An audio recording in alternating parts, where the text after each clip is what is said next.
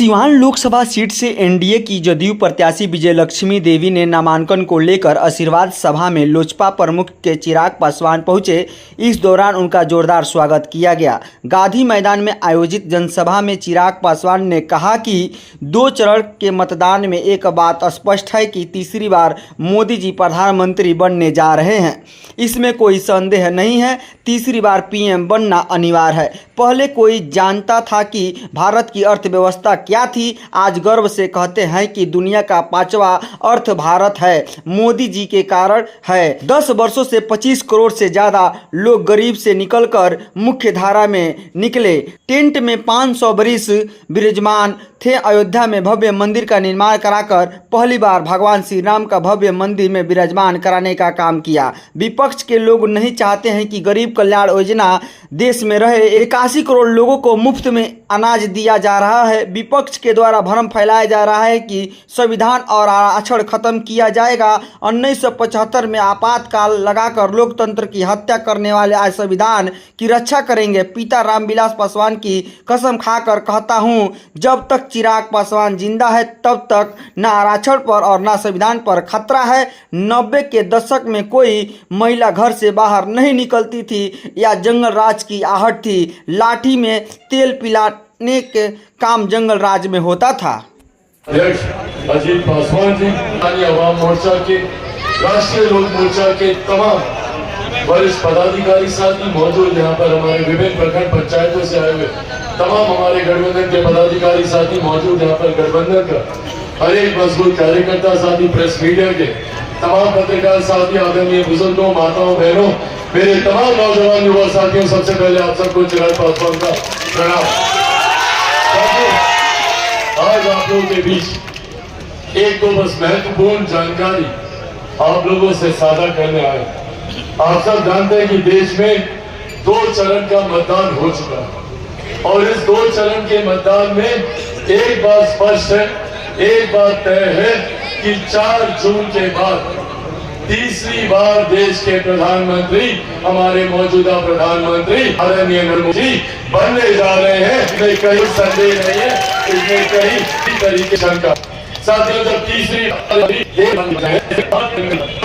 हमारी लोकसभा जो प्रत्याशी चुनकर यहाँ से जाए वो भारत के प्रधानमंत्री के बगल में बैठकर आप लोगों की समस्या का समाधान कर सके, हमारे मुख्यमंत्री के बगल में बैठकर आप लोगों की जुड़ी योजनाओं को पारित करा सके। ऐसे में आज आप लोगों के पास मैं आदरणीय हमारी बहन विजयलक्ष्मी कुशवाहा जी को आप लोगों का समर्थन, आप लोगों का आशीर्वाद मांग रहा है। और यह आशीर्वाद सिर्फ हमारी बहन विजयलक्ष्मी जी के लिए नहीं होगा, यह आशीर्वाद आप लोगों का हमारे प्रधानमंत्री आदरणीय नरेंद्र मोदी जी के लिए होगा, हमारे मुख्यमंत्री आदरणीय नीतीश कुमार जी के लिए होगा, आदरणीय जीतन राम मांझी जी के लिए होगा, आदरणीय उपेंद्र कुशवाहा जी के लिए होगा और चिराग पासवान के लिए भी होगा। यह आग्रह करेंगे आज आप लोगों को भी। साथियों, हमारे प्रधानमंत्री को देश का तीसरी बार प्रधानमंत्री बनने से पायदान पर पहली बार देश में एक ऐसे प्रधानमंत्री आए जिन्होंने भारत की अर्थव्यवस्था को मजबूत करने का काम किया। आज हम लोग गर्व से कहते हैं कि दुनिया की 5वीं सबसे बड़ी अर्थव्यवस्था भारत है, तो ये देन हमारे प्रधानमंत्री आदरणीय नरेंद्र मोदी जी की है। लोग कहते हैं कि अर्थव्यवस्था अर्थशास्त्रों से जुड़ा हुआ विषय, पर जब एक देश की अर्थव्यवस्था मजबूत होती है तो उस देश के हर राज्य का राजस्व बढ़ता है, उस क्षेत्र का आर्थिक विकास होता है, हर गरीब व्यक्ति के हाथ में ज्यादा कमाई आती है, प्रति व्यक्ति आय में इजाफा होने लगता है। और इसी का परिणाम है कि पिछले 10 सालों में 25 करोड़ से ज्यादा लोग गरीबी रेखा से बाहर निकलकर मुख्य धारा के साथ जुड़ने का काम किया। हमारे प्रधानमंत्री जी ने लक्ष्य रखा है 2047 तक भारत को एक विकसित देश बनाने, भारत को विकसित देश बनाने की दिशा में उठाए जा रहे ये तमाम मजबूत कदम है। आज से पहले किसी प्रधानमंत्री ने महिलाओं के सम्मान की चिंता नहीं, किसी को इस बात की चिंता नहीं थी कि महिलाओं के लिए एक शौचालय बनाते। बहुत छोटी पर उतनी ही बुनियादी एक जरूरत जो हर गांव में रह रहे परिवार के लिए जरूरी है। प्रधानमंत्री जी ने न सिर्फ शौचालय बनाने का काम किया बल्कि उज्ज्वला योजना देकर हर महिला के स्वास्थ्य की चिंता, जो चूल्हे चौके से जो धुएं से जो शरीर पे नुकसान होता था, उन्होंने उज्ज्वला योजना देने का काम किया। आज हर गरीब परिवार को आयुष्मान योजना के तहत 5-5 लाख रुपए का आप लोगों को मुफ्त इलाज मिल रहा है। ये सोच हमारे प्रधानमंत्री की है कि कोई गरीब व्यक्ति आर्थिक अभाव में इलाज से वंचित न रह जाए। आयुष्मान योजना लाकर 5 लाख रुपए तक का मुफ्त इलाज देने का काम हमारे प्रधानमंत्री जी ने किया। जब हमारे प्रधानमंत्री ने एक तरफ सरहद से हमारी सीमाओं को सुरक्षित रखा, तो अंतरिक्ष के माध्यम से कैसे हम लोग विकास की राह पर आगे बढ़े, इस बात की चिंता भी हमारे प्रधानमंत्री जी ने। हमारे प्रधानमंत्री ने तमाम विवादित मसलों को हल करने का काम किया। जहां एक तरफ इतने सालों से 500 साल से जैसे आप लोग आज टेंट में विराजमान है, ऐसे ही प्रभु श्री राम टेंट में पिछले 500 साल से अयोध्या में भव्य राम मंदिर का निर्माण कर पहली बार हमारे प्रधानमंत्री जी ने रामलला को एक भव्य मंदिर में विराजमान करने का काम किया। महिलाओं की चिंता कर आदि आबादी को भारत की संसद में उचित प्रतिनिधित्व देने का काम किया। नारी शक्ति अधिनियम को लागू करा। ये वो कार्य है जो प्रधानमंत्री जी के द्वारा भारत को विकसित देश बनाने की दिशा में उठाए गए कदम।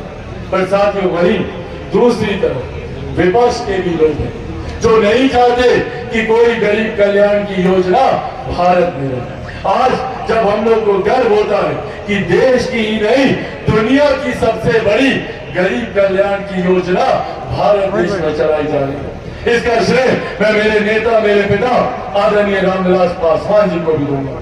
आज उन्हीं की देन है कि देश में प्रधानमंत्री गरीब जन कल्याण अन्न योजना के तहत 81 करोड़ लोगों को मुफ्त में राशन दिया जा रहा है। ये सोच हमारे प्रधानमंत्री आदरणीय नरेंद्र मोदी जी। जहाँ एक तरफ गरीबों के कल्याण के लिए एक के बाद हमारी केंद्र सरकार, हमारी बिहार की सरकार योजनाएं ला रही है, प्रधानमंत्री आवास योजना हो, मुख्यमंत्री आवास योजना हो, तो वहीं दूसरी तरफ ये विपक्षी दलों का गठबंधन जो नहीं चाहते कि ऐसी योजना धरातल पर उतरे। ये वही लोग हैं जिन्होंने नौकरी के बदले जमीन लेने का काम किया। ये वही लोग हैं जो 55 साल तक केंद्र में सत्ता में रहे, कांग्रेस जैसी सरकारें, पर उन्होंने कभी गरीबों के भलाई की चिंता नहीं की। राजद जैसे दल, उनके सहयोगी जो बिहार में 15-15 साल तक यहाँ सत्ता में वो लोग रहे, पर उन्होंने कभी गरीबों की चिंता नहीं की। और आज एक सुनियोजित तरीके से आप लोगों की जमीन, आप लोगों की जायदाद हड़पने का इंतजाम किया था। आप सब लोगों ने सुना होगा एक इनहेरिटेंस टैक्स ये लोग लेकर आ रहे, विरासत पे टैक्स कांग्रेस राजद की सत्ता लाने की सोच रखती है। क्या है ये विरासत पे टैक्स? जितनी आप लोग की जमीन है, जो भी आप लोग की संपत्ति है, जितना भी महिलाओं का जेवर गहना है, इसका 55% हिस्सा लूटने की सुनियोजित तैयारी कांग्रेस और राजद के लोगों के द्वारा की जा रही है। ये लोग चाहते हैं कि देश में विरासत पर टैक्स लाया जाए, ताकि अभी तक जो नौकरी के बदले जमीन लेते थे, अब उसको सुनियोजित तरीके से अपने सरकारी खजाने में ये लोग भरने का काम करें। साथियों, इस सोच से हम लोगों को सावधान रहने की जरूरत है। जहाँ एक तरफ गरीब कल्याण की योजनाएं चल रही है, ये लोग चाहते हैं कि आने वाले दिनों में जिनको भी 5 किलो राशन मिल रहा है वो नहीं मिले। किन किन को यहाँ पे 5 किलो राशन मिलता, हाथ उठा कर एक बार बताइए। ये जो सोच है प्रधानमंत्री कि हर गरीब परिवार को 2 वक्त की रोटी की चिंता न करनी पड़े, ये लोग उसको हड़पना चाहते हैं। महिलाओं से उनको मिली हुई गैस ये लोग छीनना चाहते हैं। आयुष्मान योजना के तहत आप लोगों को मिलता हुआ लाभ ये लोग छीनना चाहते हैं। और इस चीज को किस तरीके से ये लोग चोला पहनाते हैं, भ्रम फैलाया जाता है कि भैया संविधान समाप्त कर दिया जाए, भ्रम फैलाया जाता है आरक्षण समाप्त कर दिया जाएगा, भ्रम फैलाया जाता है कि लोकतंत्र की हत्या कर दी जाएगी। ये कांग्रेस के लोग लोकतंत्र की चिंता करेंगे जिन्होंने सन 75 में आपातकाल लगाकर सही मायनों में लोकतंत्र की हत्या करने का काम